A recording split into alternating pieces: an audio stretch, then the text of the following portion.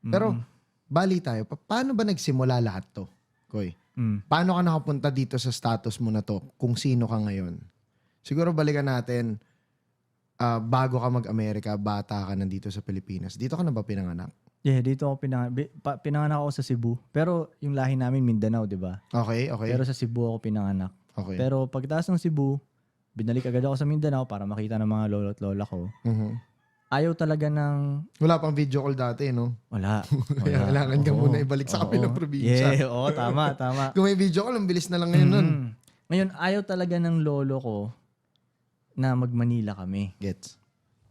Gusto niya, dun lang daw ako sa Mindanao. So, tinakas ako nila tatay, nanay. Nung lasing yung lolo ko, tinakas ako makarating sa Parang Manila. paano to? Panganay na apo ka, ganon? Parang ganon? Oo, ganon. So, Okay. special na special ako. Kauna-unahan ako, di ba? Ganon. Sarap nga rin maging panganay na apo. Hindi ka pinapagalitan ng kahit sino eh. Paborito ka ng lolo at lola mo, ganon? Oo, kahit mga tita ko, bawal ako pagalitan eh. So anyway, tinakas ako din lang ako sa Maynila. Una kaming tumira sa Parañaque, malapit sa airport. Okay. Yan, mga hanggang pag grade 3. So pagdating ng grade 3, yung summer ng grade 3, Mga 8-9 years old. yung mga 9, doon na kami lumipat ng Sorrento. Okay. Doon na nagsimula. Kasi yung lugar namin sa Parañaque dati, medyo naging magulo na naging violente na. So nag-decide sila nanay tatay, lipat tayo ng Cavite. Kasi dati yung area na yun, yung Bacoor, parang promising siya eh. Kasi ang lapit lang niya sa Manila. Sobrang lapit lang niya sa Manila. Pero dito, pag tumuwid ka ng itong Sorrento, masariwa pa yung hangin, may tutubi pa, mga ganyan. Okay. Mapuno-puno pa, ganyan. So Okay. lumipat kami doon. Ganda. So parang bumili ata sila ng bahay doon, ganyan. Pero nung tumagal din naging naging violente na rin yung area yun eh. Okay. Ganun, Pero so yun, grade 3 pataas, doon ako sa Sorrento. So, Grade 3 summer, yun, doon ako tinuli. Sorrento ka na, grade 3 pataas, tapos hanggang kailan ka doon bago ka... Ano yung meron pa sa Sorrento na na-experience mo bago ka nagtate? Yung una takot pa ako talagang, hindi naman sa takot.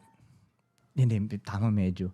Kasi, nung parang nakikita ko na yung makukulit na bata doon.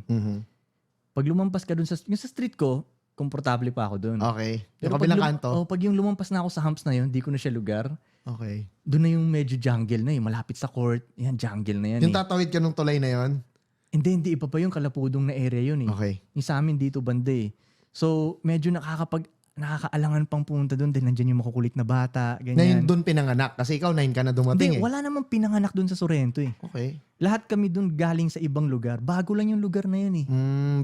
Bago siyang Bagong gawa siya. Okay. Oo, ganun. So, walang pinanganak talaga doon. Pero lang ngayon, yung bagong generation meron na. Pero anyway, so, nakakaalangan pang tumambay doon sa court dahil nandun nga yung makukulit na bata. Pero nabuboard na ako doon sa streets ko. Kasi sa streets namin, ilan lang kayo magkabihin? 4 ata. Kayo na naman yung kalaro ko. Parang gusto kong lumabas ba? Parang ganun. So, tinry kong tromopa, ganyan, sa mga doon. Ang technique lang pala, ikaw yung bumili ng inumin pagtaas ng basketball. Yun yung parang ginawa kong token. Oo, ganun. Pagtaas ng basketball. Cola ka. Hindi, Coke naman. Okay. Litro naman. Okay. So, may standard na agad si Bugoy, no? Yes! Grade 3 pa lang, no? Oo naman, syempre. Okay. Oo, so yun, binilang ko ng litro yung tropa. Yun, medyo parang, okay to, nang lilibre Parang ganun. So, doon ako nagsimula na. Yun, sa laging court na. Yun lang naman ang buhay doon sa lugar namin. Court. The rest, parang zombie land na yun. Wala nang ganong nangyayari sa mga ibang lugar. Court lang. Doon nangyayari lahat ng away, lahat ng balita, doon mo makikita, lahat ng violence, crush mo doon mo makikita. Doon lang talaga, alam yung pinagsushootan namin lagi, doon lang talaga ang buhay nun kung iisipin mo. Yun na yung sentro, yun na yun. Okay. Yung the rest nun parang wala na. Parang ganun. Bahay na lang lahat.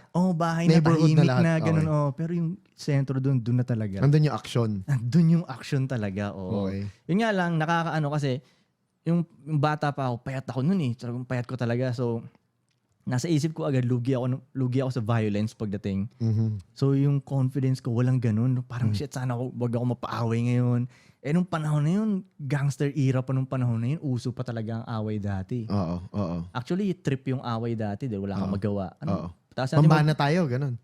Pagtaas ng basketball, ano gawin natin? Wala, may hip-hop dumaan, banatan yan. Di ba parang ganun siya? So, doon nagsimula talaga yung mga nalalaman ko, yun yung nagpalaki sa akin mula grade 3 hanggang 17 years old ata. Okay, so ano rin, talagang, kumbaga, by elementary hanggang ngayong nag-high school, hanggang makagraduate ng high school, doon ka na talaga. And Yes. everything na, ano ba to, paalis-alis ka ba noon? Or doon lang talaga buhay mo, sa school, tas Sorrento na, ganon? Oh, actually, doon lang buhay ko kasi pag nag-i-school ako, ayoko talaga yung school eh. Okay. Ayoko tumambay sa school. Pagtaas ng school, ayoko tumambay doon. Gusto kong umuwi agad. Gusto kong mag-Sorrento agad kasi nandun yung action eh. Okay. Naboboard ako sa school eh kasi yung mga klase ko noon, ang trip nila, kunyari pagtaas mo mag-school, bowling sila. Ang bowling, ganun-ganun tayo ng bola dyan, di ba? Patumbahin natin yung mga yan. Gusto ko dun sa court. Okay. Yung basketball, Tinatayaan asaran. mo yung mga tao, no? Oo, parang ganun. Kaya na-excite akong umuwi lagi sa Sorrento. Ganun. Okay, So, okay. yun ang buhay ko. Pagpasok ko pa lang ng school, ang iniisip ko na, umuwi eh. Anong klaseng... Hindi ka ba ganun nung estudyante ka? Um, O gusto mo yung school? sakto lang yung school, pero may diskarte kasi ako sa school eh. Kaya doon ako pumipera. Na pumipera, Oo, okay. so... Well, ako din naman, may discarte doon. Pero, hindi ko gusto ang school eh. Oh, No? yung vibe na naka-uniform ka na Lahat hindi ko gusto. Actually, Oh. lahat. Lahat doon, hindi ko trip. Wala akong maalala na gusto kong pumasok ah. Wala akong maalala ganun. Parang gusto ko umuwi, bullshit tong